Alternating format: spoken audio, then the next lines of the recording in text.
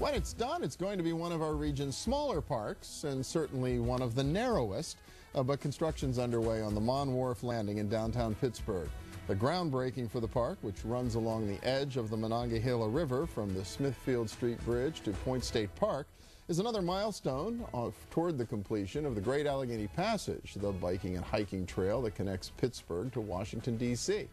Lisa Schroeder is Executive Director of the RiverLife Task Force, which has been steering the redevelopment of our riverfronts for a number of years now. Welcome. Good to see you again. Thank you for having me. Yeah, a lot of hoopla last year around the 250th anniversary, a lot of momentum behind Point State Park and trail construction and everything else. It's good to hear it's still moving forward. Isn't it? Isn't it? Our Riverfront Trails, thankfully, are in a surge right now. and as you say, Mon Wharf is our latest. We broke ground on Monday. Okay, right now this is a parking lot that's underwater pretty often. 4 to 8 times a year on average, okay. and you hit on the trickiest part about this project. We started years ago to work on designs for a project that could literally be submerged often many times a year.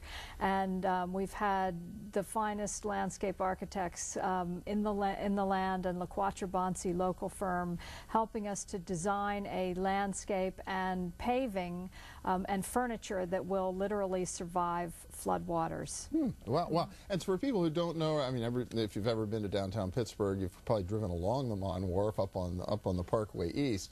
But this will be about a linear park right along the river's edge, but the part of the parking lot still stays in place? Exactly. It's that very narrow deck that used to be, 100 years ago, was Pittsburgh's working wharf. It is now a 20-foot deep deck park that extends along the entire length of the wharf.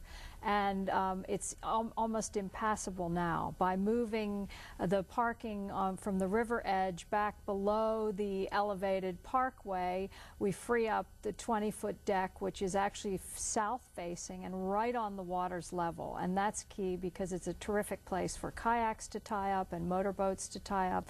The Just Ducky craft uses it to enter the water. So it's a really key spot for water recreation, as well as the gap that we need to fill between Point State Park and the Great Allegheny Passage. And this will tie in directly into Point State Park when it's done? It will. We are very lucky. This is a perfect example of a public-private heave-ho. The state is building the connection between Point State Park and Mon Wharf underneath the Fort Pitt Bridge, which in itself, you might imagine, is quite an undertaking. Wow, yeah. And then this park is being constructed, it's been designed with support from Pittsburgh's foundations, and it's being constructed with grant funds from the state, from DCNR and PennDOT, and with federal transportation funds as an enhancement project. Wow, so when it's done, seamless bicycle ride from what today is around the Smithfield Street Bridge all the way down to the fountain at the point. That's right, that's right. The last phase of this project will be a substantial size switchback ramp,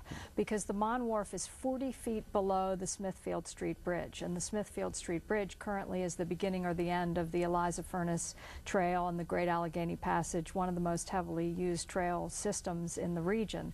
So we need to get up and down between one and the other, and we need to do so in a ramp that is universally accessible for wheelchairs, for bicycles, for baby carriages, and that's a $3 million project. That's the last piece of this project. We have a $1 million commitment, and we're working like crazy to raise the last $2 million now. I know Congressman Mike Doyle's been a big supporter. He's got some convincing to do down in D.C. Congressman Doyle has supported this project, as I like to say, before we called green infrastructure.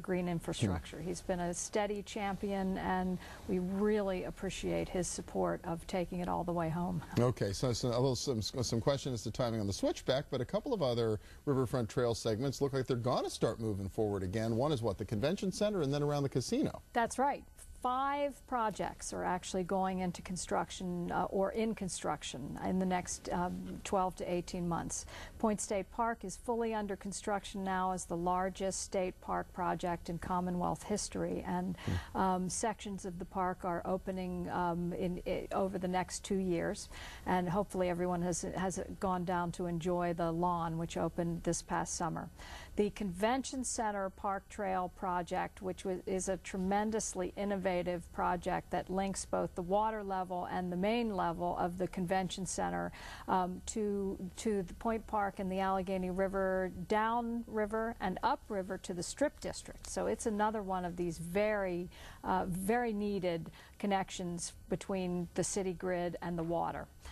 And the casino project includes a full-scale, privately delivered riverfront park that will be accessible to the public, and a very grand park is under construction now in phases at Southside Works, where the former LTV Works was about 30 feet above the river.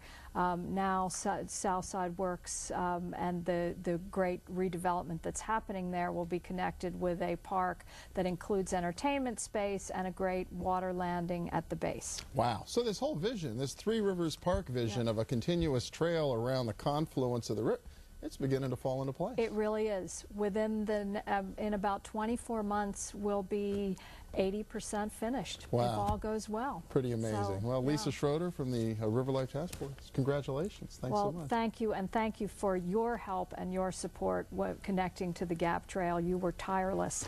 Well, thanks. It's a great thing for our region and for the future. Appreciate it. Thanks. And when we return, Tyversa, a fast-growing startup that tracked down the plans for President Obama's helicopter when they leaked out onto the internet. Stay with us.